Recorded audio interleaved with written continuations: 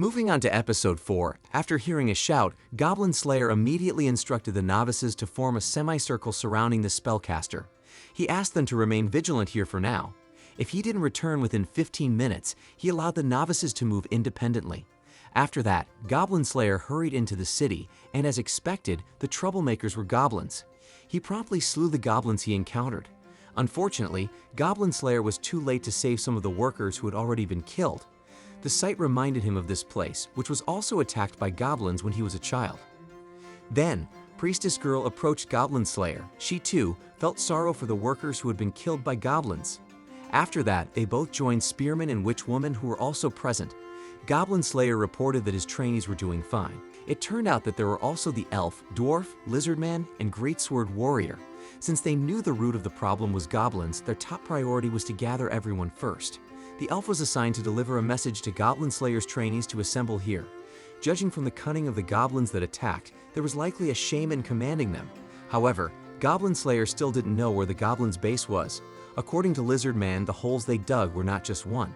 There were probably 4 holes corresponding to the cardinal directions, so it would be quicker to search for their center from there. However, there was still one more problem to address: whether the novices should be left, brought along, or told to leave.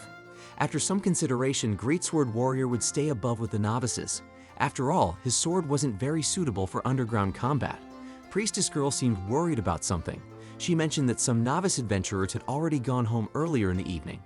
Priestess Girl had a hunch that the goblins might be targeting the novices on their way back. She understood that goblins were cowardly and cunning creatures, so they wouldn't attack where powerful adventurers were. Therefore, she proposed to go and pick up the novices. Priestess Girl would also bring Girl Rhea, Novice Fighter, Cleric Girl, and Young Mage with her. In addition to herself being a priestess, this combination would have a significant impact. The others agreed with her suggestion. Moreover, it could also be seen as an achievement for Priestess Girl to earn a promotion. On the other hand, the novices who had already gone home were still in the forest and had not reached the town yet. Suddenly, a girl was dragged behind, and the others only realized there were goblins when the girl screamed. Fortunately, they managed to rescue the girl even though they didn't land a single blow on the goblins. Their surprise grew when they discovered that there were many goblins in the forest. Meanwhile, Goblin Slayer and the others finally entered the underground after the elf returned.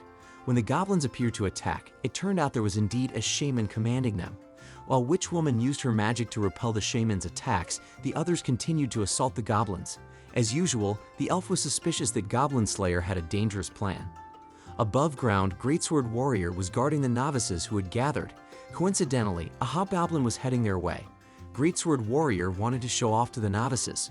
With valor, Greatsword Warrior killed the hobgoblin with just one swing. Meanwhile, the novices in the forest were running in panic as they were pursued by goblins. Unfortunately, these goblins were clever. Some of them climbed trees and hurled rocks at the novices. If they didn't dodge, their heads could be crushed by the projectiles. The novices were truly caught off guard, not expecting that goblins could climb trees. The goblins that managed to corner them laughed wickedly in this situation. However, suddenly a bright light blinded the goblins. Of course, the light came from Priestess Girl's magic. While the goblins were dazzled, Girl Rhea and Novice Fighter took them down one by one. However, it seemed they couldn't hold out for long. There were too many goblins. Meanwhile, Cleric Girl had been trying to heal the injured novices for a while. Priestess Girl also tried to control the situation by telling the novices not to stay in tight spaces. That would favor the goblins. However, the novices were afraid of being surrounded in an open space. Priestess Girl tried to reassure them that she would protect them with a protective spell. As for the young mage, he was a bit confused about what to do. He couldn't just use magic haphazardly. The goblins were scattered in different places, so he couldn't eliminate them all at once with a fireball. However, he couldn't hesitate now. Then, the young mage remembered a phrase from the dwarf. During their training, the dwarf explained that a spellcaster's job was not just to recite spells but to use them. So anyone who thought that mages could only throw fire or lightning at their enemies was an amateur. From that statement, the young mage came up with an idea. He asked the others to step back and cover their ears. At first, the others were unsure about what the young mage intended to do. However, they eventually complied because they were overwhelmed and had no other ideas. After that, the young mage chanted Crescent 3 times. Then, he shouted as loudly as he could, to the point where his voice could be heard by Greatsword Warrior's location. It seemed that the Crescent spell amplified his shouting. The goblins, unable to withstand the loud noise, decided to flee. The young mage was actually reluctant to let them escape.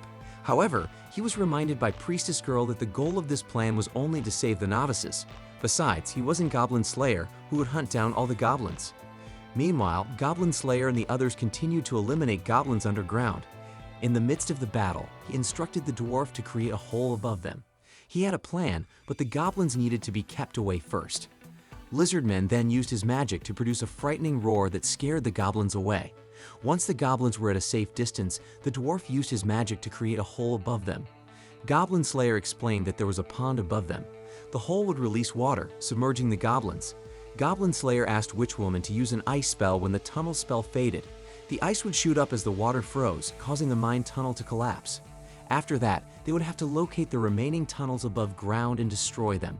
By the way, Lizardman was quite surprised because Goblin Slayer knew about the pond above them. He suspected whether Goblin Slayer had been here before. They all didn't know that this place used to be Goblin Slayer's village, which had been destroyed.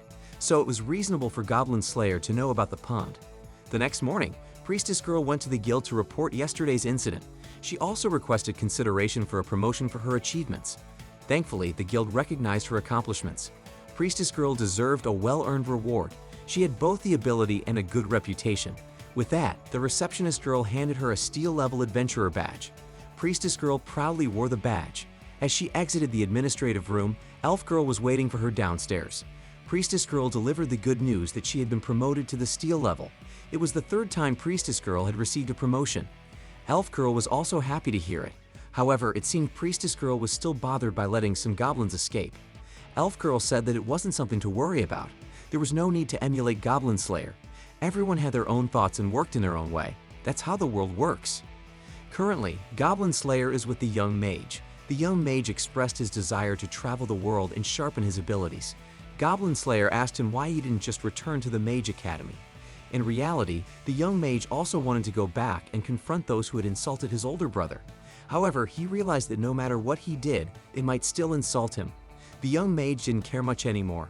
He would let them be that way forever. Suddenly, the young mage stated that he still hated Goblin Slayer.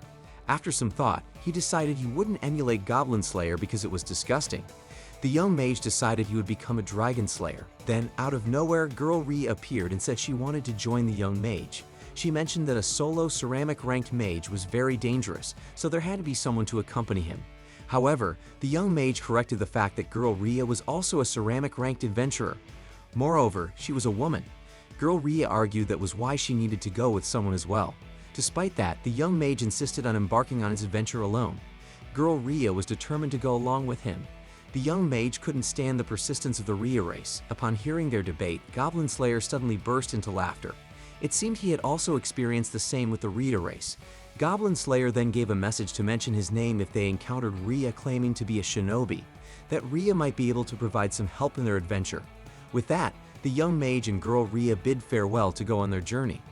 After they left, Farm Girl approached Goblin Slayer. She already knew that the pond in their old village had dried up due to being used to drown goblins. However, Farm Girl could tell that Goblin Slayer looked happy. She understood Goblin Slayer very well. Something good must have happened to him. While watching the young mage and Girl Rhea from a distance, Goblin Slayer admitted that something good had indeed happened.